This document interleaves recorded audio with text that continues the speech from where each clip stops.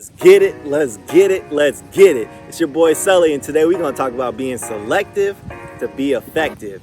Being selective to add to you being effective, right? Adding to your efficacy.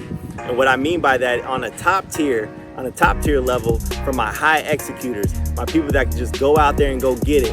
Anything that's put in front of you, you just knock it down, right? And people keep leaning on you and leaning on you and leaning on you. And you're not necessarily a yes man, but what happens is people keep leaning on you and leaning on you because you execute at such a high level they can trust you and they've got that credibility, right? You've built that credibility with whoever can lean on you, with whoever's in your circle.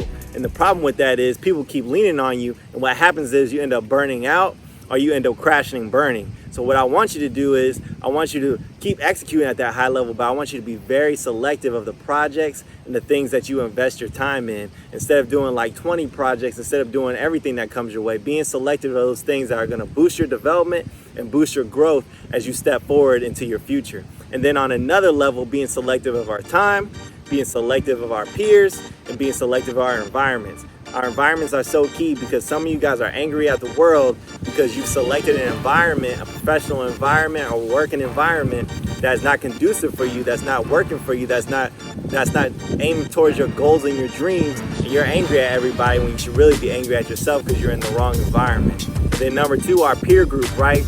Our parents always used to say, especially that last past generation, show me 4 broke people, and you hanging out with those 4 broke people, I'll show you a 5th, right? So being very selective of our peer group, those that are actually contributing to our lives, those are giving to our lives, not that are just hanging around and being stagnated, or those that have a negative mindset. And then of our time, right? Time is a commodity that we don't get back. Time always moves forward, so we should emulate time, and we should respect our time, and we should be moving forward in every daily aspect, and every daily step, and every daily milestone that we hope to achieve, and everything that we're doing in our daily basis, right? So being very cognizant of where we're spending our time, whether it's on social media, with the television, reading books, or whatever the case is at work, being very selective of our time. And then from a biblical standpoint, I want to just use Jesus for a moment. Yep, Jesus was very selective and effective in what he did, right?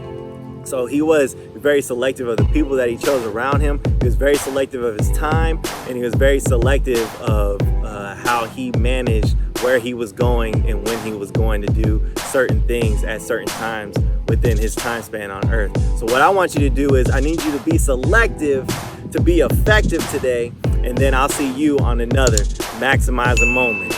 Let's get it.